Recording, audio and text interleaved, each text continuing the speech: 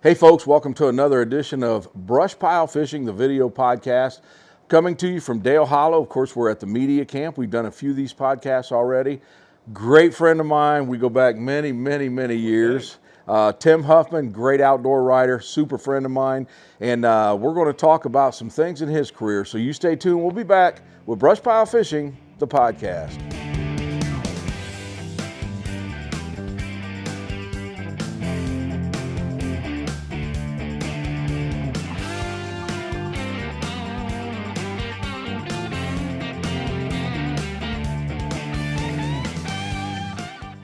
All right, folks, welcome back to beautiful Dale Hollow. I'm with my good friend, Tim Huffman. Tim, how we doing? I'm doing great, Russ. Good to be here. I'll tell you what, last time I seen you, I think was a couple months ago at the Grizzly Show.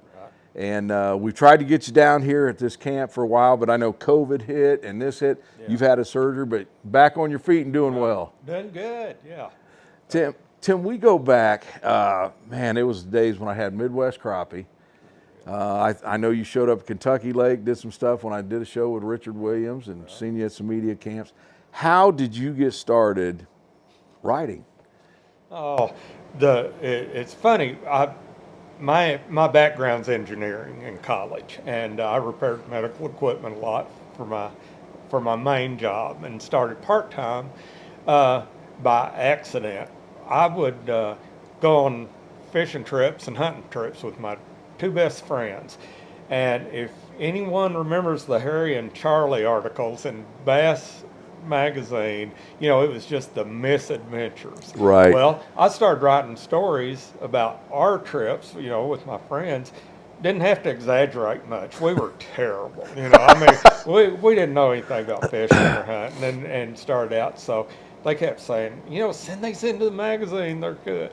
So to just make them be quiet, not to say anymore, I sent them to 4 magazines, and one actually wrote back and said, well, they called me and they said, listen, your humor stinks, but you're a crappie fisherman. We can tell in here that you are.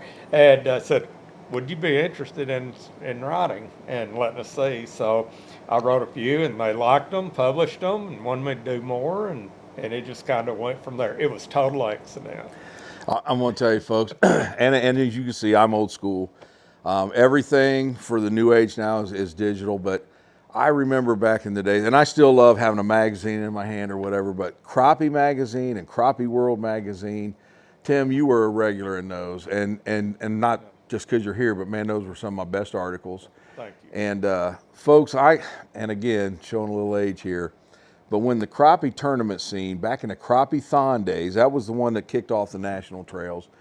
And from there, things started blowing up, and some of the clubs got bigger and this and that. Tim, it was nothing fancy, but you started something on black and white paper. It was called Crappie 2000. Tell the folks about that, because I still have mine. Okay. There were magazines about crappie, but they didn't like to do a lot of tournament stuff. And I wanted something for the basic fishermen and for the tournament guys, and I started a newsletter, and I believe it was in '97, and I didn't have a better name, so I called it Crappie 2000, and it was quite the. You know what? I started before then because I had it 4 years, and then Daryl Van Bacter came to me and said, "Hey, we like your magazine. Crappie USA would like for you to do their magazine." So we kind of combined the two. Okay. And started doing that. But I still get people asking me about my newsletter back then. Black and white, did it all myself. It was. People loved it. People loved it. It was a labor of love, and it was. I got to put things in there that I normally wouldn't. I would put in funny little jokes to go along, just to break things up. And I'm Christian. I'd put a few things in about that, so it just gave me the opportunity to reach out to people. So. Well, and from the magazine articles and your publications like that, you expanded and have written several books.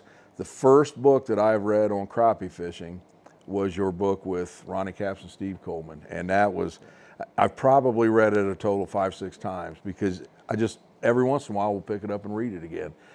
What pushed you over to say, hey, I'm coming out with some books?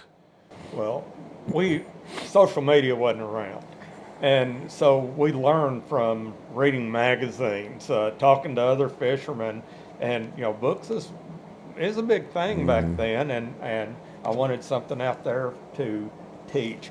My crappie writing, it's always been simple. I don't use big fancy words. I'm not an expert necessarily, but I get with people who are experts, and I try to pass it along information that will help people catch fish.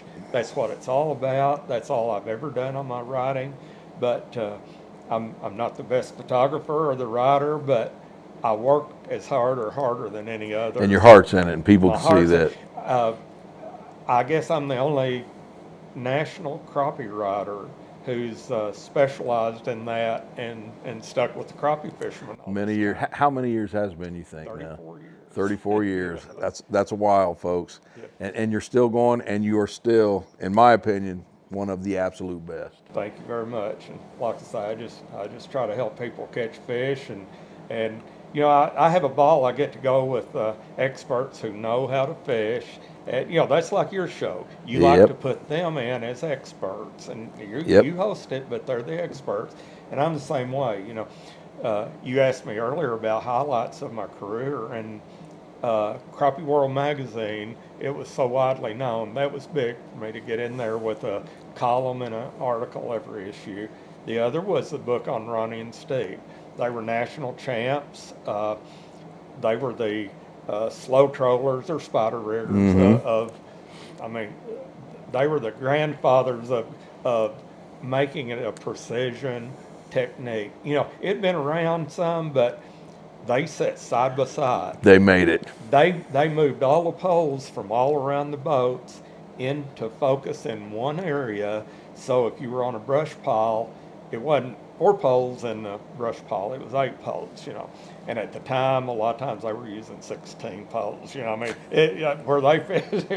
But I guess that was probably my most gratifying thing that I've accomplished, because I've had so many people come up and say, hey, this was my guidebook and how I learned to fish and spider. Most people call it spider rigging.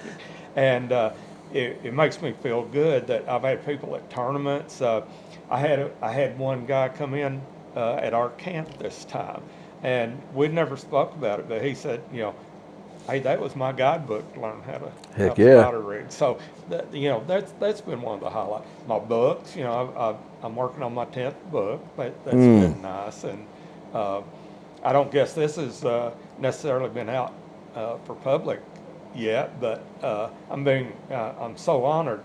I'm being inducted into the Legends of the Outdoors Hall of Fame this year. Let me be one of the first to congratulate. Thank you very That's much. well earned. Well earned.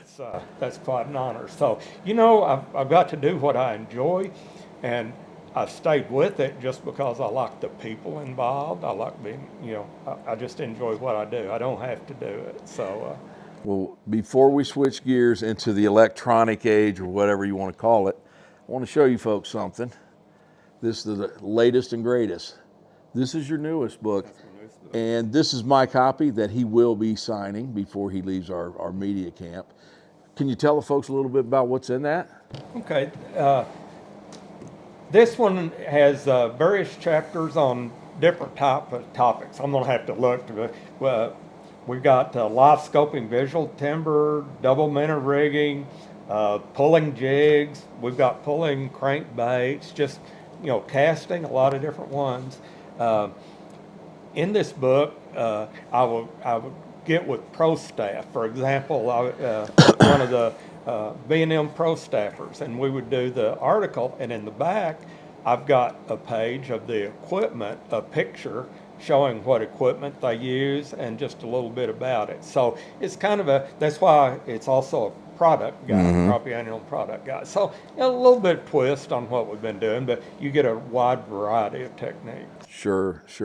So he's told you he's written several books. This is the latest, but Tim has also evolved into the electronic age or computer age. Tell the folks about Crappie Now. Okay. Yeah, I kind of stumbled into the social media and electronic. TJ Stallings of TTI Blakemore. I miss him. Dan Mueller, and myself started Crappie Now magazine. I went into it screaming and fighting and clawing, trying not to, but they said, this is the future. I said, I want paper stuff. And they said, no, we need to get it started. So I was the editor. TJ helped publicize it and do the talking, and Dan had all of the folks to put it together and get it in electronic format. So we started that approximately 12, 13 years ago. And it's I was still editor going. for 8 years of that. And now I fell back a little bit and went to senior writer because editor was too much work. I'm getting too old. And I just needed a break, and we've got a good editor now, Richard Sims. But the magazine has done great. It's a free monthly magazine, crappienow.com, and our advertisers take care of all the money aspect of it, and readers get to read it free, and I'll be covering stuff on this camp. I believe it's the September issue. We're going to have a Dale Hollow feature with Kent Driscoll and Russ here, so y'all need to take a look at that.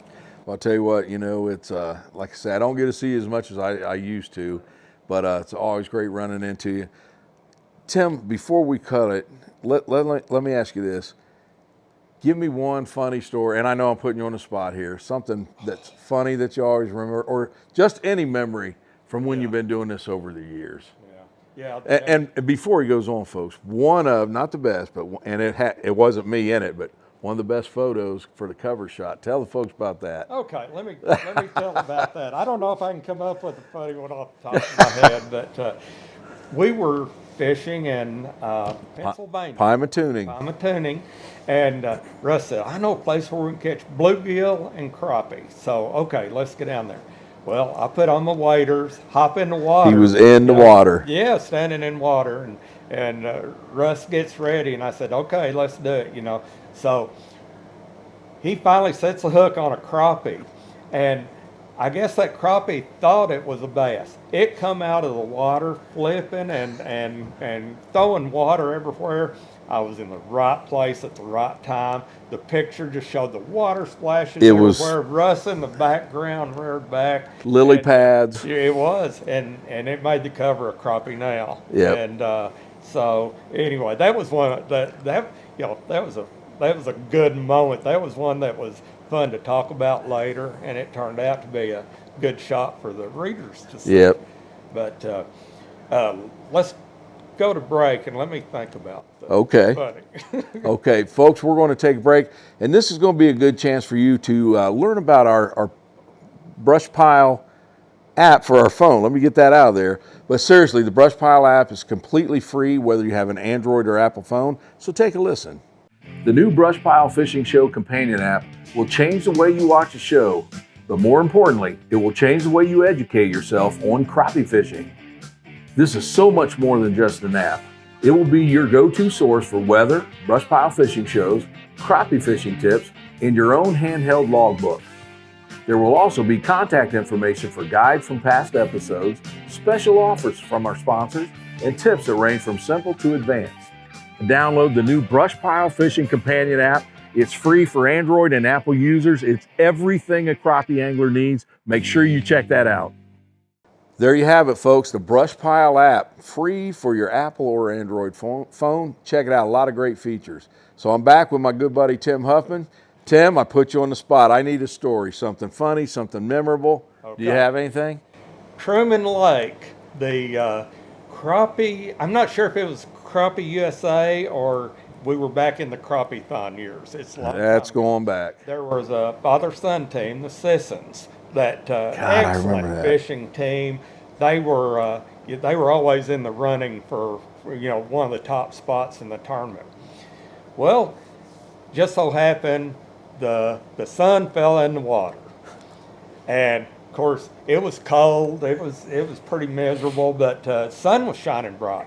So he took his pants off, laid them over the motor so they'd dry, and put on a pair of rain pants. Fished along, said, they kept looking at their watch, said, it's time we had to weigh in. We're going to cut it short. So, okay.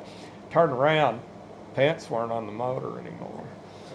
Car keys, wallet, everything. Oh, no way. So here they were. They had a truck and trailer sitting at the ramp. Pants in the water. They had to call a locksmith. Didn't make the way in. So it was more traumatic than anything. But from the outsider looking in, you can just picture that. You know, we've all had those days. And you know what? And when it happens to you, it's not funny at the time, but I'm sure they look back now, and it's a memory. I'm sure they do.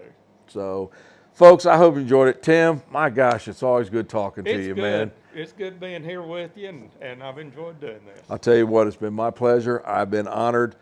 The best crappie writer that I've ever known, Mr. Tim Huffman. Thanks for joining us, buddy. Hey, y'all have a good time. God bless you. Folks, I hope you enjoyed it. Stay tuned. We'll be back again soon with BrushPile Fishing, the video podcast.